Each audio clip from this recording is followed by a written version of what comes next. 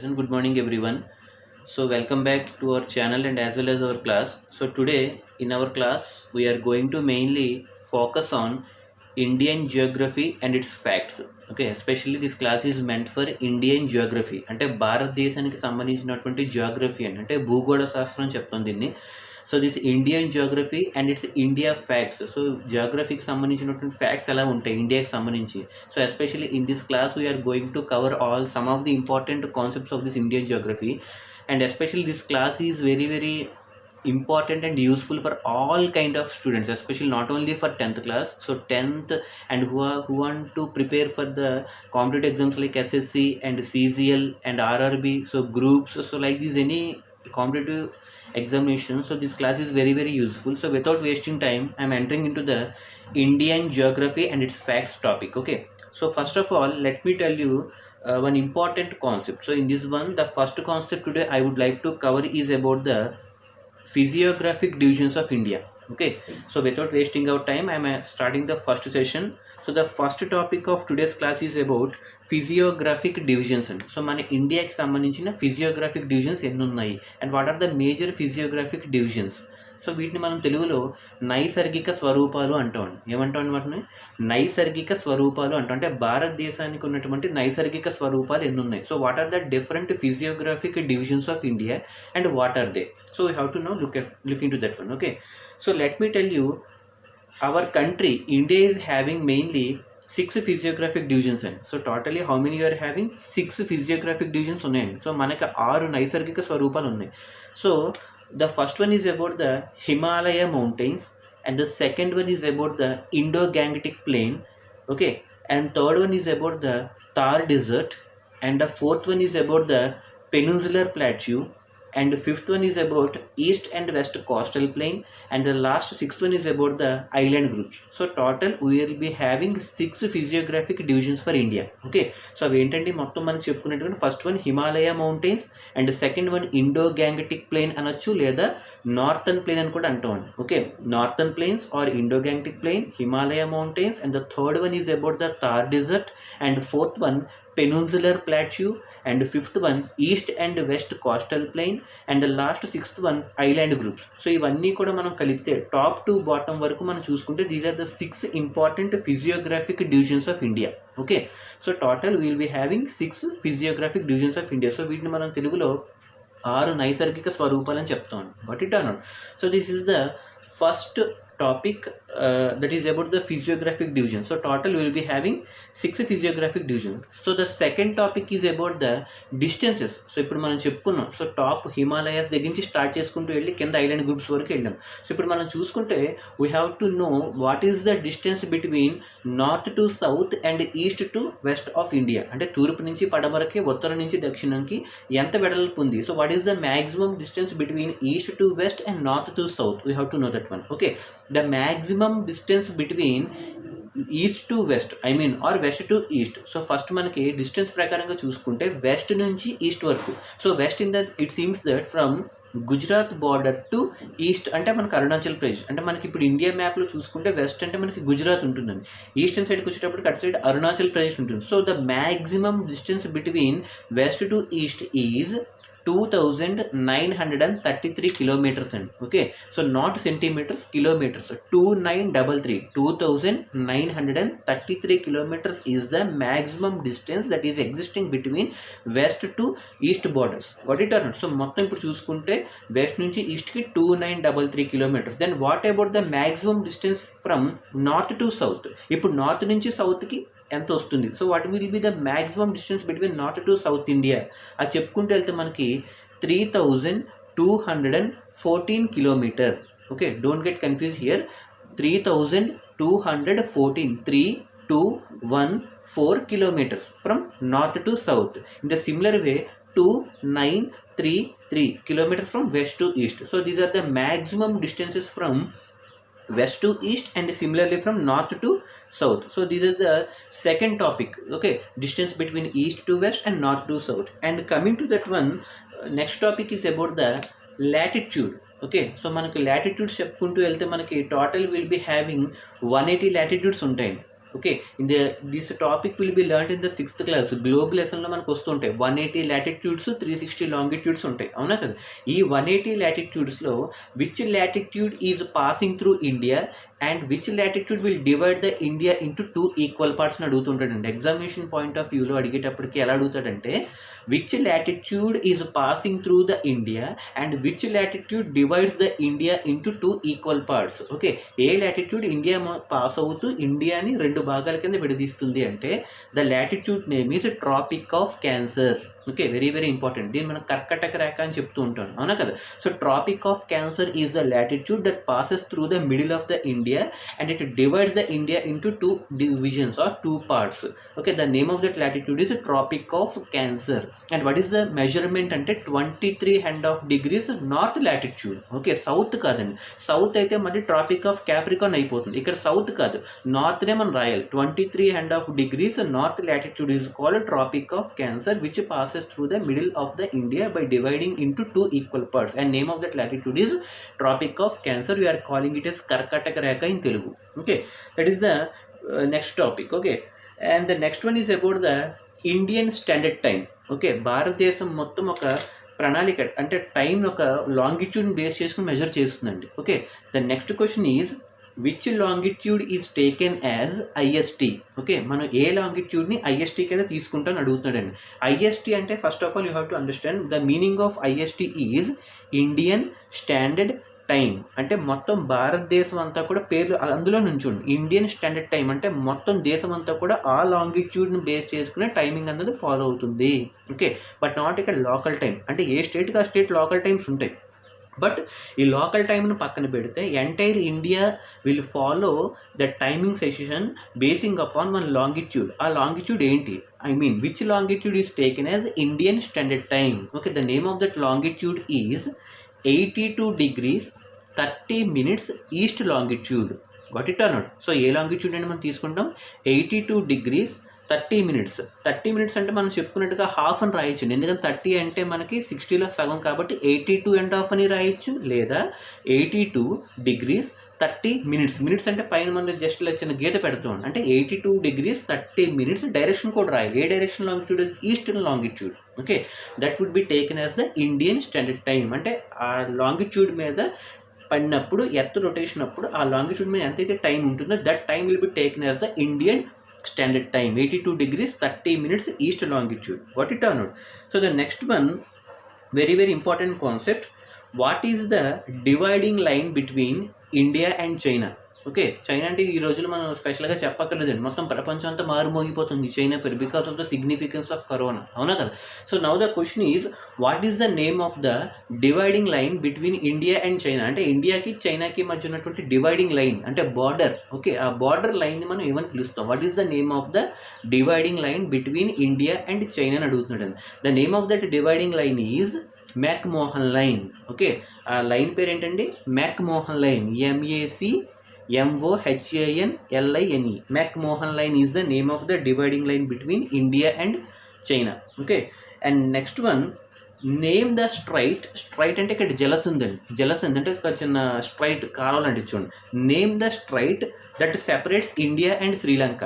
Okay, name the straight that separates India and Sri Lanka అని అడుగుతున్నాడండి. So Sri Lanka మనకి ఎక్కడ ఉంటుందంటే ఇండియన్ ఓషన్లో ఉంటుందండి, అవునా కదా. సో ఇప్పుడు ఇండియా సదర్న్ పార్ట్కి వచ్చేటప్పటికి ఆఫ్టర్ క్రాసింగ్ దట్ కన్యాకుమారి బార్డర్కి మనకు దాటిన తర్వాత కిందకి వెళ్తే ఇండియన్ ఓషన్ ఉంటుంది. ఆ ఇండియన్ ఓషన్ నుంచి కొంచెం పక్కకి వెళ్తే అక్కడ శ్రీలంక ఉంటుంది. సో ఈ ఇండియాకి శ్రీలంకకి మధ్య ఉన్నటువంటి ఒక స్ట్రైట్ నేమ్ ఏంటి? Okay, name the straight that is separating between India and Sri Lanka.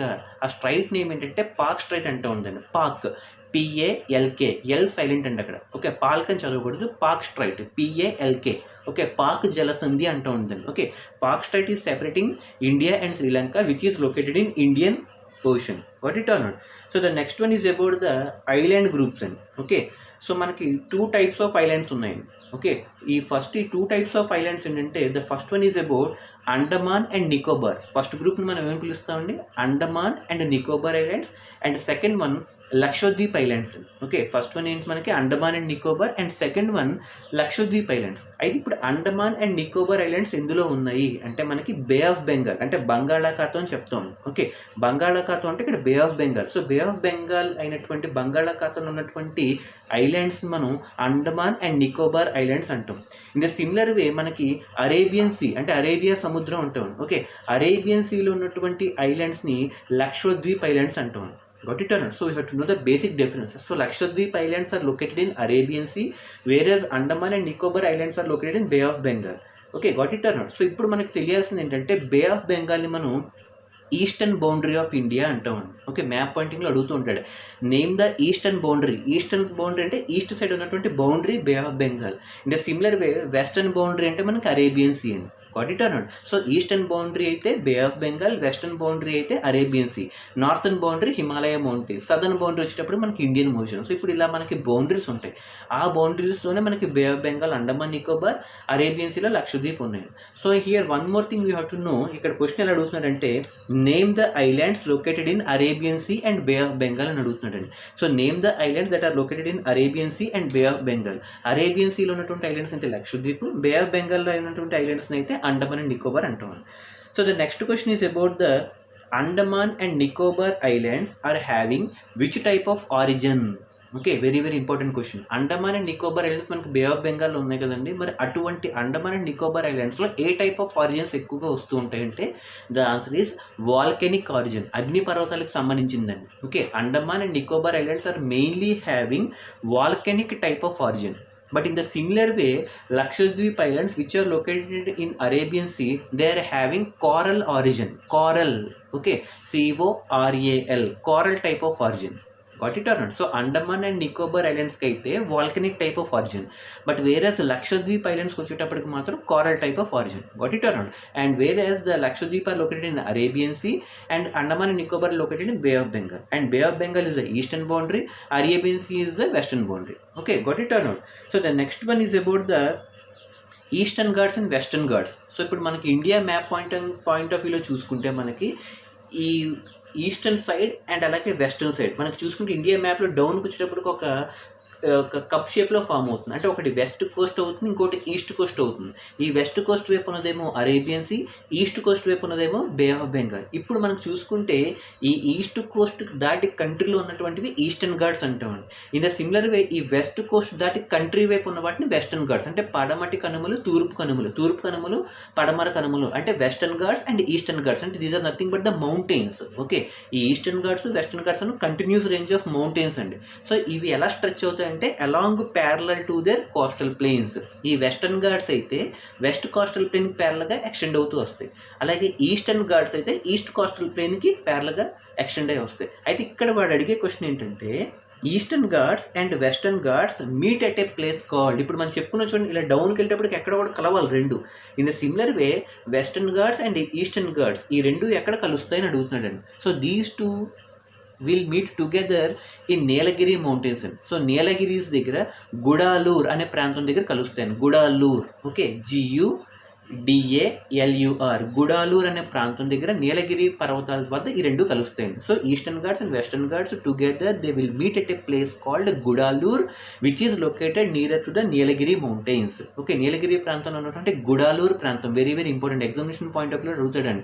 Eastern Ghats Western Ghats ఎక్కడ కలుస్తాయి అంటే Gudalur near Nilgiri mountains. Got it are not?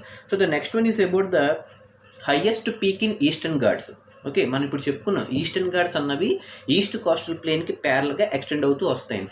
ఈ కంటిన్యూగా ఎక్స్టెండ్ అవుతున్నటువంటి ఈస్టర్న్ ఘాట్స్ మౌంటైన్స్లో అంటే కంటిన్యూగా ఉంటాయండి. ఒరిస్సా దగ్గర నుంచి స్టార్ట్ అవుతాయి. ఓకే, ఒరిస్సా కింద మనకి ఏముందండి ఆంధ్రప్రదేశ్ కింద ఏముందండి తమిళనాడు. అంటే ఇప్పుడు ఇవంతా చూసుకుంటే మనకి ఈస్టర్న్ కోస్ట్లోకి వస్తుంది. ఈ తమిళనాడు దాటి మనం యూటర్న్ తీసుకునే పక్కకి వెళ్తే వెస్ట్ కోస్ట్ అంటే కేరళ తర్వాత కర్ణాటక తర్వాత గోవా తర్వాత మహారాష్ట్ర. ఇప్పుడు ఇవన్నీ వెస్ట్కి వెళ్ళిపోతాయి. బట్ ఈస్ట్కి వచ్చేటప్పటికి ఏమున్నాయి ఒరిస్సా, ఆంధ్రప్రదేశ్, తమిళనాడు. అయితే ఇక్కడ వాడు ఏమడుగుతున్నాడంటే ఈ ఒరిస్సా నుంచి తమిళనాడు వరకు ఎక్స్టెండ్ అయినటువంటి ఈస్టర్న్ ఘాట్స్ మౌంటైన్స్లో హైయెస్ట్ పీక్ ఏదని అడుగుతున్నాడు. The highest peak in Eastern Ghats is Arayyakonda. Okay, Arayyakonda అంటూ ఉందండి. Okay, the name of that highest mountain peak is Araya-Konda, AROYA, Araya-Konda, KONDA, AROYA, Araya-Konda is the highest peak in Eastern Ghats. Okay, the next one is about the ఇందాక చెప్పుకున్నట్టుగా మనకి 6 physiographic divisions ఉన్నాయని చెప్పుకున్నాను, అవునా కదా. So once again I would like to recall that one. Himalaya mountains, Indo Gangetic ప్లేన్కి ఇంకో పేరు northern plains. Okay, and third one Thar desert, fourth one peninsular plateau, and fifth one east and west coastal plain, and last one island groups. ఇప్పుడు ఇందులో first question ఏంటంటే హిమాలయాస్ గురించి. So first ఇక్కడ మనం Himalaya mountains కనుక తీసుకుంటే, సో ఇవన్నవి కంటిన్యూగా ఒక మౌంటైన్ కాదండి, ఇవన్నీ కూడా కొన్ని వేల కిలోమీటర్లు ఎక్స్టెండ్ అవుతున్నటువంటి ఒక గ్రూప్ ఆఫ్ మౌంటైన్స్. హిమాలయాస్ అని not even a single mountain, అవి ఒక గ్రూప్ ఆఫ్ మౌంటైన్స్, కొన్ని స్టేట్స్ కంట్రీస్ బోర్డర్ టచ్ అవుతూ కొన్ని వేల కిలోమీటర్లు ఎక్స్టెండ్ అయినటువంటి ఒక గ్రూప్ ఆఫ్ మౌంటైన్స్ని మనం హిమాలయ మౌంటైన్స్ అంటాం. Which are always covered with snow. హిమము అంటే మంచు. అయితే ఇక్కడ వాడు ఏమంటున్నాడంటే హిమాలయ మౌంటైన్స్లో మనకి 3 రేంజెస్ ఉంటాయండి. అంటే 3 వరుసల్లో హిమాలయాస్ అనేవి అరేంజ్ అయి ఉంటాయి. బట్ ఓవరాల్గా లెంత్ అనేది ఒకటి ఉంటుందండి. అంటే for example Jammu Kashmir border నుంచి స్టార్ట్ చేసుకుంటూ వస్తే అక్కడి నుంచి స్టార్ట్ అవుతూ జమ్మూ అండ్ కాశ్మీర్, హిమాచల్ ప్రదేశ్, పంజాబ్ బార్డర్, పంజాబ్ నుంచి మళ్ళీ ఉత్తరాఖండ్, ఉత్తరప్రదేశ్, బీహార్, అలాగే నెక్స్ట్ అటువైపు వెళ్తే సిక్కిం, అటువైపు Nepal border to Assam to Arunachal Pradesh. అంటే ఇప్పుడు అంతా చూసుకుంటే ఒక జమ్మూ కాశ్మీర్ నుంచి అరుణాచల్ ప్రదేశ్ ఒక చైన్ లాగా ఎక్స్టెండ్ అవుతూ వస్తాయండి హిమాలయాస్. ఈ లెంత్ వైజ్ ఎక్స్టెండ్ అవుతుంటే హిమాలయాస్ 3 లేయర్స్లో అంటే 3 ప్యారలల్ రేంజెస్లో ఎక్స్టెండ్ అవుతూ ఉంటాయి. ఇక్కడ వాడు అడిగే క్వశ్చన్ ఏంటంటే what are the 3 important ranges of Himalayas. అయితే హిమాలయాస్ ఇప్పుడు 3 రేంజెస్లో ఎక్స్టెండ్ అవుతాయని చెప్పుకున్నాం. ఆ 3 రేంజెస్ ఏంటని అడుగుతుంటాడు. The 3 important ranges are, first one Himadri. First one ఏమంటాం మనం? హిమాద్రి అంటాం. హిమాద్రి, అద్రి అంటే కొండ, Himadri. Second one Himachal, third one Shivaliks. Okay, Himadri, Himachal and Shivaliks. These 3 are the 3 important parallel ranges of Himalayas which have been extended from Jammu and Kashmir to Arunachal Pradesh border. Okay, ఇవన్నీ కూడా 3 ప్యారలల్ రేంజెస్లో ఎక్స్టెండ్ అవుతాయండి. Himadri, Himachal, Shivaliks. And అలాగే ఈ 3 రేంజెస్లో ఒక్కొక్క రేంజ్కి ఒక్కొక్క హైట్ ఉంటుందండి. హైట్ బట్టి విడదీశారు. హిమాద్రిలోకి వచ్చే మౌంటైన్స్ అన్నీ కూడా ఎంత హైట్లో ఉంటాయి, హిమాచల్లో మరి ఏముంటాయి, శివాలిక్స్లో ఏముంటాయి. Okay, so first of all if you take Himadri, okay, హిమాద్రిని కనుక మనం తీసుకుంటే హిమాద్రిలో మ్యాక్సిమం పెద్ద పెద్ద ఎత్తైన పర్వతాలే ఉంటాయండి మనకి. కొట్టిటాడు. సో హిమాద్రి వచ్చేటప్పటికి యావరేజ్ హైట్ ఇక్కడ ఎంత అంటే 6100 meters. కొట్టిటాడు. సో హిమాద్రి యొక్క యావరేజ్ హైట్ ఎంత ఉంటుందంటే, అంటే ఆ హిమాద్రి కిందకు వచ్చే మౌంటైన్స్ యొక్క యావరేజ్ హైట్ రేంజ్ వచ్చి 6100 meters ఉంటుందండి average height. Okay, so Himadri. And second one హిమాచల్కి వచ్చేటప్పటికి ఎస్పెషల్లీ ఈ హిమాచల్లో మనకి ఎక్కువగా వ్యాలీస్ అంటే లోయలు. ఓకే, Kashmir valley, Kullu valley, Kangra valley, ఇవన్నీ నార్త్ ఇండియాలో వ్యాలీస్ ఉంటాయండి. అలాగే హిల్ స్టేషన్స్, కొండ ప్రాంతాలు, అంటే సమ్మర్లో అక్కడికి వెళ్ళి సెటిల్ అవుతూ ఉంటారు చాలామంది. అంటే వ్యాలీస్ కానీ హిల్ స్టేషన్స్ అంటే రాణికేట్ కానీ, ముస్సోరీ హిల్ స్టేషన్స్ కానీ, కాంగ్రా వ్యాలీ, అంటే especially valleys and hill stations. సింపుల్గా చెప్పాలంటే వ్యాలీస్ కానీ హిల్ స్టేషన్స్ కానీ. Valleys and hill stations are mainly located in Himachal, but various the important mountains are located in Himadri. Okay, so ఇప్పుడు height ప్రకారంగా చూసుకుంటే హిమాద్రిలో వచ్చేటప్పటికి యావరేజ్ హైట్ 6100 meter. అండ్ హిమాచల్కి వచ్చేటప్పటికి యావరేజ్ హైట్ 3700 to 4500 meter. ఇక్కడ కిలోమీటర్స్ కదా, ఓన్లీ మీటర్స్. ఓకే, 3700 to 4500 అంటే 3700 to 4500 మధ్య ఉన్నటువంటి రేంజెస్ అన్నీ కూడా హిమాచల్లో ఉంటుందండి. అండ్ నెక్స్ట్ శివాలిక్స్కి వచ్చేటప్పటికి 900 to 1100. అంటే ఇప్పుడు మీరు జాగ్రత్తగా చూసుకుంటే హైట్ అనేది స్టెప్ బై స్టెప్ డిక్రీజ్ అవుతూ వచ్చింది. అంటే ఫస్ట్ హిమాద్రి అంటే 6100, తర్వాత హిమాచల్ 3700 to 4500, ఇంకా కిందకు వస్తే Shivaliks 900 to 1100 only meters, in terms of meters చెప్పాలి.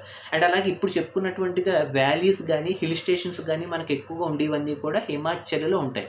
అండ్ అలాగే ప్రపంచంలో ఎత్తినటువంటి పర్వతాలు మౌంట్ ఎవరెస్ట్, ఈ మౌంట్ ఎవరెస్ట్ ఎందులో ఉంటుందంటే హిమాద్రిలో ఉంటుందండి. Very very important question. Okay, పబ్లిక్లో అడిగే ఛాన్స్ ఉంటుంది. Mount Everest which is the highest peak in the world is located in which of the following Himalayan ranges అంటాడండి.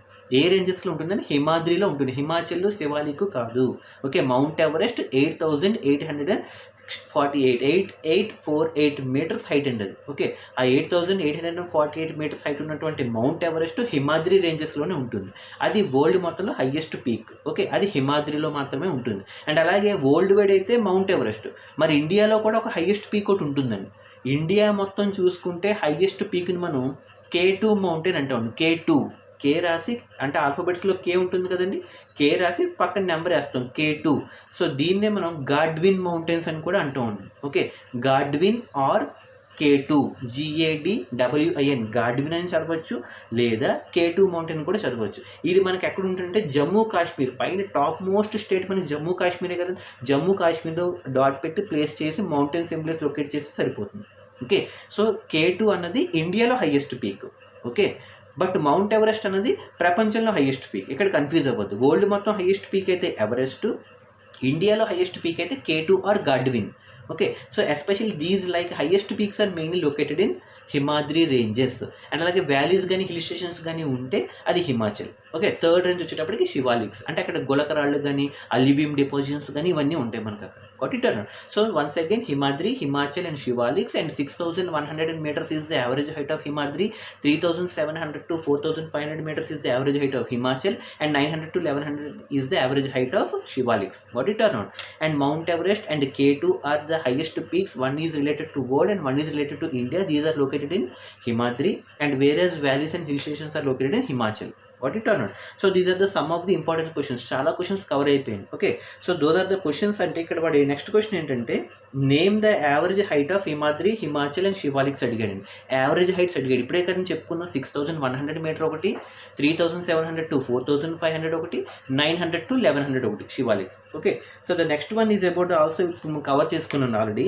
Mount Everest and K2 are the highest peaks located in which of the following ranges అని అడుగుతున్నాడు. ఈ mount Everest కానీ K2 mountains కానీ highest peaks అని చెప్తున్నాం. ఒకటి world wide, ఒకటి India wide. India wide అయితే K2.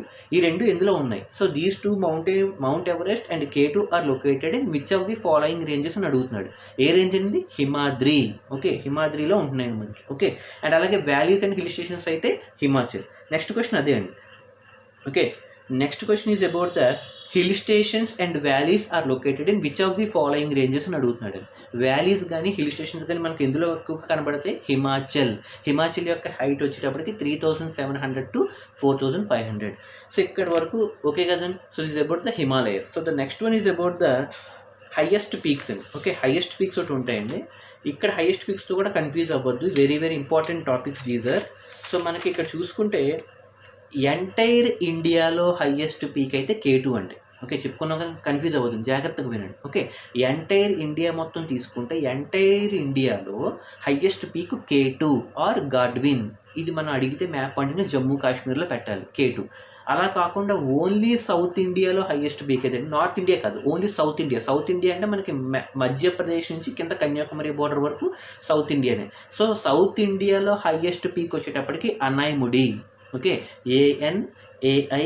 ANAIMUDI. Anamudi is the highest peak in south India. Entire south ఇండియాకి highest peak Anamudi, but entire ఇండియాకి highest peak K2. Okay, confuse అవ్వద్దండి. And అలాగే next నీలగిరి mountains అని చెప్పుకున్నాం చూడండి, అవునా కదా. ఈ నీలగిరి మౌంటైన్స్ కూడా గ్రూప్ ఆఫ్ మౌంటైన్స్. అందులో కూడా మళ్ళీ ఒక హైయెస్ట్ పీక్ ఉంటుంది.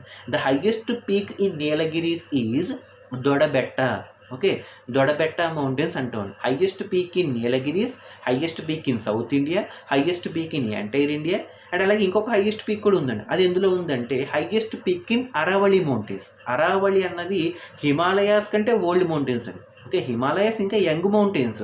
అంత హిమాలయాస్ కంటే ఇంకా ఎక్కువ చరిత్ర ఓల్డ్ ఫోల్డ్ మౌంటైన్స్ మనం అరావళీస్ అంటారు. ఈ అరావళీస్ కూడా గ్రూప్ ఆఫ్ మౌంటైన్స్. ఈ అరావళీస్లో కూడా మళ్ళీ హైయెస్ట్ పీక్ ఒకటి ఉంటుంది. ఈ అరావళీస్ కూడా గ్రూప్ ఆఫ్ మౌంటైన్స్. అందులో కూడా ఒక హైయెస్ట్ పీక్ ఉంటుంది. ఆ హైయెస్ట్ పీక్ని మనం గురు శిఖర్ అంటామండి. ఓకే, సో ఇక్కడ హైయెస్ట్ పీక్ ఎక్కడ కన్ఫ్యూజ్ అవ్వద్దు. అరావళీస్లో ఉన్నటువంటి హైయెస్ట్ పీక్ అయితే గురు శిఖర్. ఓకే, అలా కాకుండా నీలగిరీస్లో ఉన్నటువంటి హైయెస్ట్ పీక్ అయితే దొడబెట్ట. DODABETA దొడబెట్ట. ఇది నీలగిరీస్కి సంబంధించింది. గురు శిఖర్ అయితే అరావళీస్కి సంబంధించింది. ఎంటైర్ సౌత్ ఇండియా అయితే అనాయిముడి. ఓకే, ఎంటైర్ ఇండియా అయితే K2. Okay, these are the different highest peaks. Please don't get confusion. And అలాగే ఈస్టర్న్ ఘాట్స్కి వచ్చేటప్పటికి ఇందాక చెప్పినట్టుగా అరయ్యకొండ. ఓకే, ఈ 5 హైయెస్ట్ పీక్స్ చాలా ఇంపార్టెంట్ అండి. ఎగ్జామినేషన్ పాయింట్ ఆఫ్ వ్యూలో చాలాసార్లు అడుగుతాడు. అండ్ అలాగే చాలామంది కన్ఫ్యూజ్ అయ్యి కూడా తప్పులు పెడుతూ ఉంటారు హైయెస్ట్ పీక్స్ ఎప్పుడూ కూడా. ఓకే, అండ్ అలాగే నెక్స్ట్ మనం ఊటీ అనే పేరు వింటాను. Ooty it's one of the famous hill station, అవునా కదా. ఈ ఊటీకి కూడా ఇంకొక పేరు ఉందండి. Ooty is also known as Udagamandalam. Okay, what is the other name for Ooty అంటే Udagamandalam. Udagamandalam, UDAGA, Udagamandalam, MANDALAM, Udagamandalam. Okay, so that is the other name for Ooty and. Okay, ఇప్పుడు నెక్స్ట్ క్వశ్చన్ వచ్చేటప్పటికి name the largest peninsular river. Okay, largest peninsular river ఏదని అడుగుతుంటాను. Peninsular river అంటే మనకు గుర్తు రావాల్సి south India. Okay, so peninsular ఇండియాలో లార్జెస్ట్ రివర్ ఏది అంటే ఎంటైర్ సౌత్ ఇండియాలో లార్జెస్ట్ రివర్ ఏది?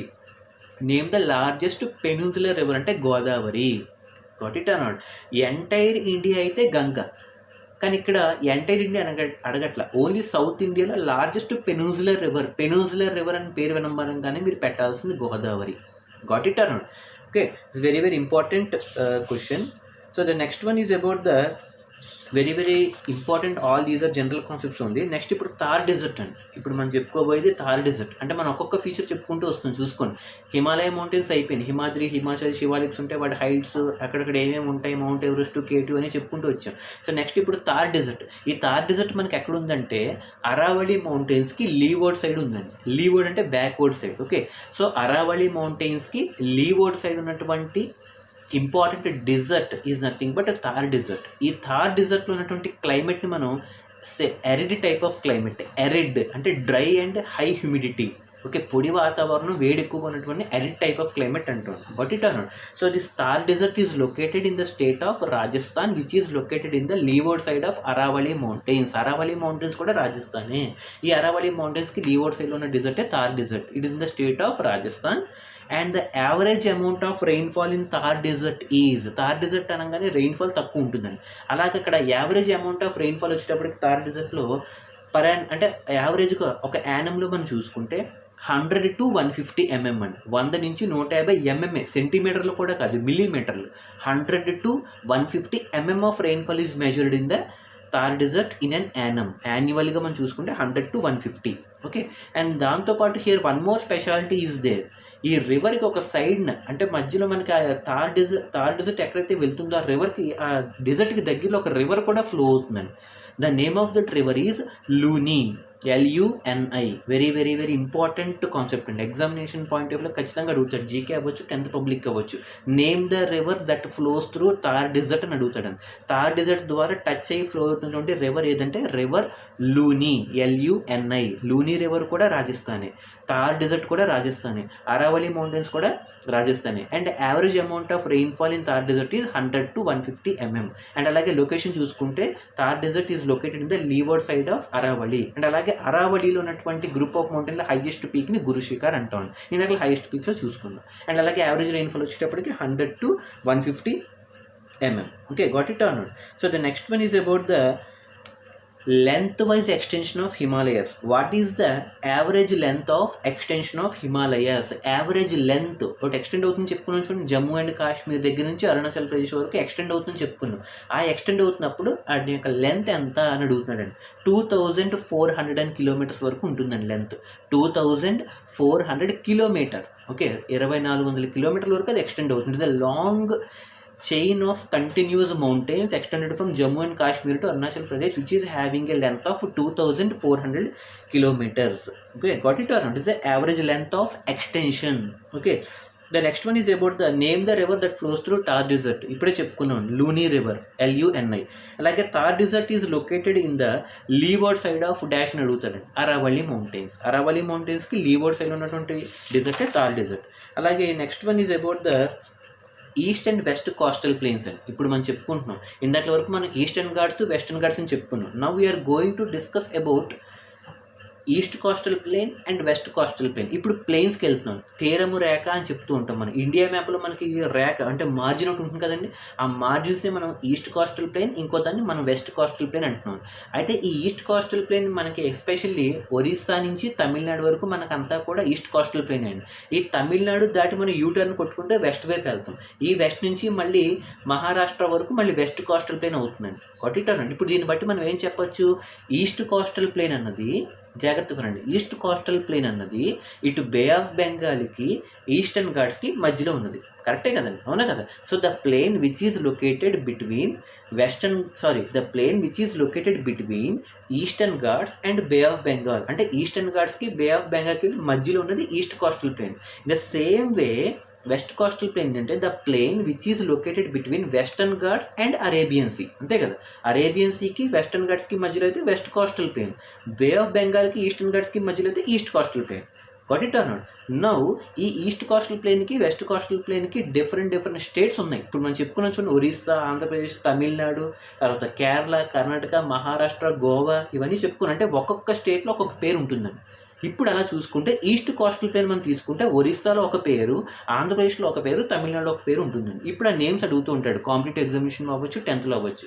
What is the name of east coastal plain in the state of Orissa? Orissa వాళ్ళు ఈస్ట్ కోస్టల్ ప్లేన్ని ఉత్కల్ కోస్ట్ అంటారండి. Utkal, UTKAL, Utkal, UTKAL, Utkal is the name of the east coastal plain in the state of Orissa.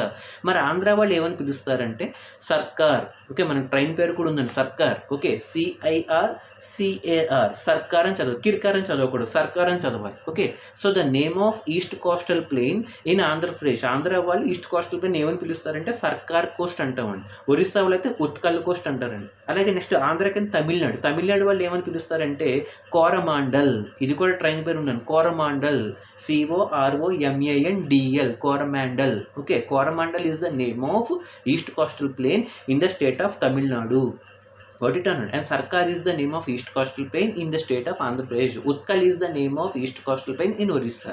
In the similar way, ఇప్పుడు west coastal వైపు వెళ్తే next ఇలా U turn తీసుకుంటే కేరళ వాళ్ళు west coastal ప్లేన్ని మలబార్ కోస్ట్ అంటాం. మలబార్, ఇది డైమండ్ అండ్ షోరూమ్ కాదండి ఇక్కడ. Okay, Malabar is the name of west coastal plain in Kerala దాటాక కర్ణాటక వాళ్ళు ఏమని పిలుస్తారంటే కెనరా కోస్ట్ అంటారు, CANARE, ఇది బ్యాంక్ నేమ్ అండి. Okay, Canara is the name of west coastal plain in Karnataka.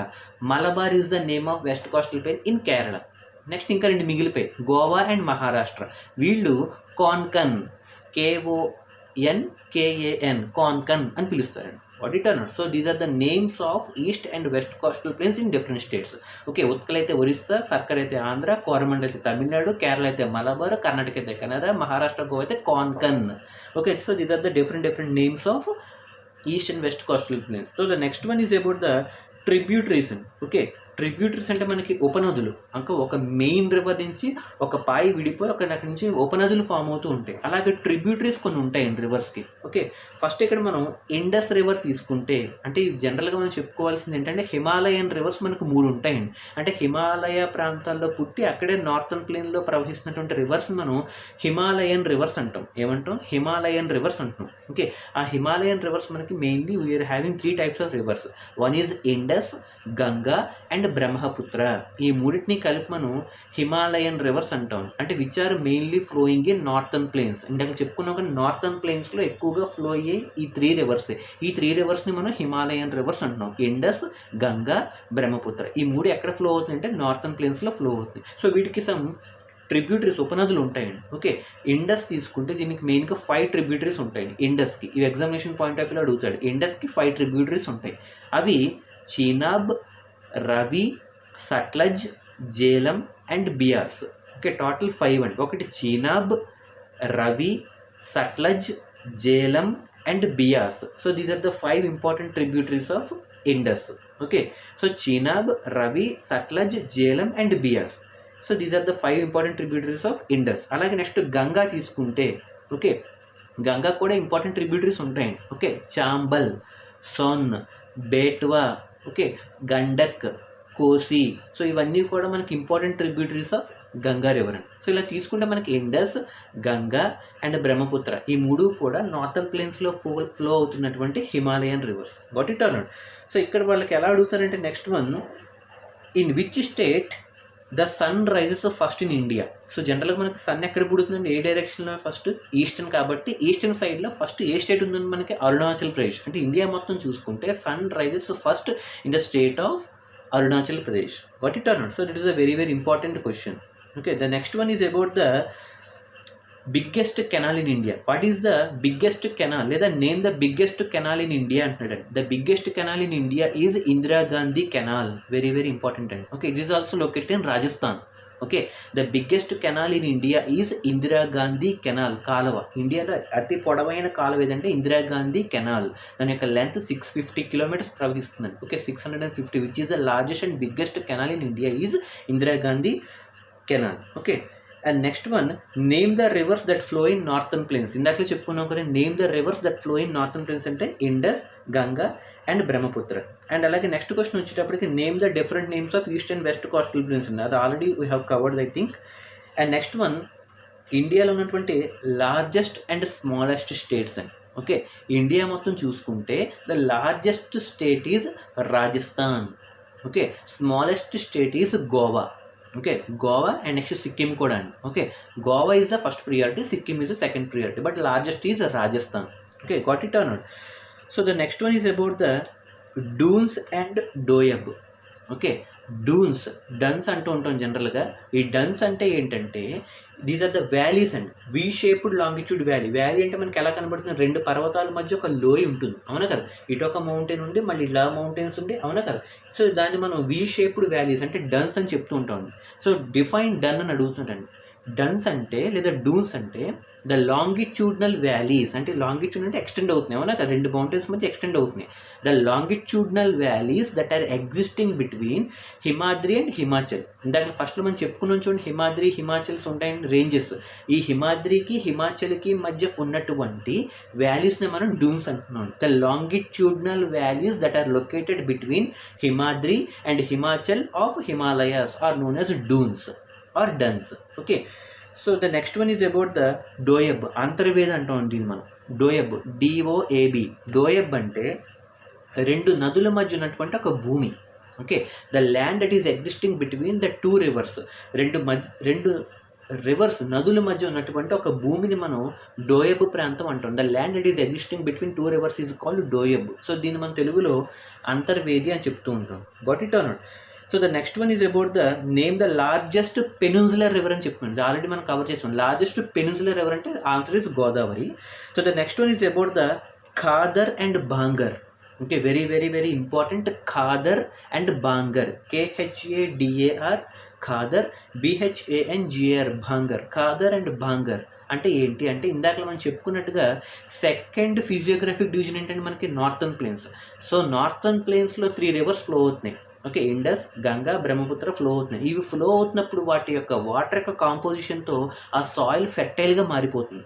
ఫెర్టైల్గా మారి ఒక డెల్టా ఏరియా కింద ఫామ్ అయ్యి అగ్రికల్చర్కి బాగా సూటబుల్ అవుతూ ఆ సాయిల్లో అల్యూవియం డిపాజిషన్స్ బాగా జరుగుతాయి. అల్యూవియం, ఓకే, అల్యూవియం అనేది ఒక సాయిల్ యొక్క నేచర్. ఓకే, ఈ సాయిల్ యొక్క నేచర్ అల్యూవియం బాగా ఉంటే అగ్రికల్చర్ అవుట్పుట్ బాగా ఉండి పంటలు బాగా పండుతాయి. నార్థన్ ప్లేన్స్లో వెళ్ళే రివర్స్ వల్ల, I mean Indus, Ganga and Brahmaputra వల్ల కంటిన్యూగా అల్యూవియం డిపాజిట్స్ అన్నవి ఫామ్ అవుతూ ఉంటాయి. Alluvium, ALLUVIUM, alluvium. ఓకే, అందులో ఎప్పటికప్పుడు ఫ్రెష్గా ఫామ్ అవుతూ కొన్ని ఉంటాయి, లేదా పాతకాలం ఓల్డర్గా ఎప్పుడెప్పుడు డిపాజిట్ అయిపోయిన అల్యూవియమ్స్ కూడా ఉంటాయండి సాయిల్లో. అయితే ఇక్కడ క్వశ్చన్ ఏంటంటే బాంగర్ అండ్ ఖాదర్ అని చెప్పామన్నా కదా. బాంగర్ అంటే ఓల్డర్ డిపాజిషన్స్ ఆఫ్ అల్యూవియం. అంటే అల్యూవియం కనుక ఓల్డర్ డిపాజిషన్స్ కనుక పేరుకుపోయి ఉంటే older depositions of alluvium in northern plains is known as bangar. అలా కాకుండా ఓల్డర్ కాకుండా younger or new alluvium depositions of northern plains is known as khadar. Okay, bangar and khadar అర్థమైంది కదండి. బాంగర్ అంటే older alluvium depositions in northern plains, khadar అంటే younger or new alluvium depositions in northern plains. Okay, got it are not? So this is a very very important question. And అలాగే మనకి 3 ranges చెప్పుకున్నాం హిమాలయాస్లో. మనం హిమాద్రి, హిమాచల్, శివాలిక్స్ అని ఉంటాయని చెప్పుకున్నాం. అందులో హిమాద్రి, హిమాచల్ చెప్పుకున్నాం. హిమాద్రి అయితే మౌంట్ ఎవరెస్ట్, K2 ఉంటాయని చెప్పుకున్నాం. K2 అయితే ఇండియా పాయింట్, మౌంట్ ఎవరెస్ట్ అయితే వరల్డ్ పాయింట్. అలాగే హిమాచల్కి వచ్చేటప్పటికి వ్యాలీస్, హిల్ స్టేషన్స్ ఉంటాయని చెప్పుకున్నాం. But what about Shivaliks? శివాలిక్స్కి వచ్చేటప్పటికి హైట్ అని చెప్పుకున్నాం. హైట్ 900 to 1100 మీటర్స్ అని చెప్పుకున్నాం సింపుల్గా. కానీ ఇక్కడ శివాలిక్స్లో కూడా కొన్ని స్టేట్స్లో శివాలిక్స్కి ఒక పేరు ఉంటుందండి. ఫర్ ఎగ్జాంపుల్ అరుణాచల్ ప్రదేశ్ వాళ్ళు ఈ హిమాలయ మౌంటైన్స్ని మిస్మీ హిల్స్ అంటారండి. మిస్మీ, MISMI, మిస్మీ హిల్స్ అని ఏ స్టేట్ వాళ్ళు పిలుస్తారంటే అరుణాచల్ ప్రదేశ్ వాళ్ళు పిలుస్తారు. అలాగే శివాలిక్స్ని ఎక్స్టెండ్ అయినప్పుడు అస్సాం స్టేట్ వాళ్ళు ఏమని పిలుస్తారంటే కాచర్, CACHER. అస్సాం వాళ్ళు అయితే కాచర్ అని పిలుస్తారు శివాలిక్స్ని, అవునా కదా. ద సేమ్ అరుణాచల్ ప్రదేశ్ వాళ్ళు ఏమని పిలుస్తారంటే మిస్మి హిల్స్ అని పిలుస్తారండి. ఇవి కూడా ఎగ్జామ్లో అడుగుతాడు. మిస్మి అని చెప్పి క్వశ్చన్ మార్కు, కాచర్ అని చెప్పి క్వశ్చన్ మార్క్, లేదా అరుణాచల్ ప్రదేశ్ అని చెప్పి క్వశ్చన్ మార్కు, లేదా అస్సాం అని చెప్పి క్వశ్చన్ మార్క్ ఇస్తాడండి.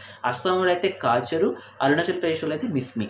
Okay, so these are the some important topics about the geographical India or geography of India. And అలాగే the last important point is about, ఇప్పుడు మొత్తం అంతా చెప్పుకుంటూ వచ్చామండి. ఈ చెప్పుకుంటూ వచ్చినప్పుడు ఈ ఇండియా యొక్క ల్యాండ్ ఫ్రాంటియర్ అంటే భూ సరిహద్దు ప్రాంతం, అంటే ఇండియా అంటే భారతదేశం యొక్క భూమి సరిహద్దు ప్రాంతం ఎంత ఉందని అడుగుతాడండి. What is the length of land frontier of India? Land frontier of India ఎంత అంటే, what is the length of land frontier of India అంటే 15,200 kilometres.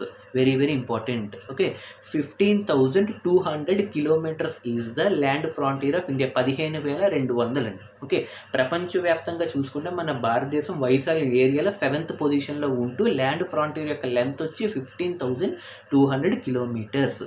Okay, the last and closing point is about Indira point, INDIRA, Indira point అని చెప్తాను. Indira point అంటే Andaman and Nicobar, అంటే అండమాన్ ఒక group, Nicobar ఒక group. ఈ రెండు ఎందులో ఉన్నాయి? బే ఆఫ్ బెంగాల్లో ఉన్నాయి. అంటే అండమాన్ దాటితే నికోబార్ దాటితే ఇంకేం లేదు. అంటే ఇండియాకి the last southern most tip of India అని చెప్పొచ్చండి. Okay, southern most of tip of India అంటే దక్షిణ భాగంలో ఉన్నటువంటి చివరి అగ్రస్థానం. Okay, the southern most tip of India which is located in Nicobar islands. Okay, so Nicobar island అండమాన్లో కూడా కాదు, నికోబార్లో ఉంది. ఓకే, అండమాన్ నికోబార్ మళ్ళీ బే ఆఫ్ బెంగాల్లో ఉన్నాయి. కాకపోతే ఇక్కడ ఇందిరా పాయింట్ అన్నది నికోబార్ ఐలాండ్స్లో southern most tip of India, అంటే ఇండియా దాటితే ఇంకేం లేదు, ఇంకా సముద్రమే. అంటే the southern most tip of India which is located in Nicobar is known as Indira point. But ఇప్పుడు ఏంటంటే ప్రెసెంట్ లేదండి, ఎందుకంటే 2004లో సునామీ వచ్చినప్పుడు అది సబ్మెర్జ్ అయిపోయింది. Got it or not? So this Indira Point was submerged in 2004 tsunami, which is treated as the southernmost tip of India. Okay, which is located in Nicobar Islands. So this is the geographical information of India. Okay, so thank you. In the next class, you shall focus on the development concepts of India. Okay, thank you. Have a nice day.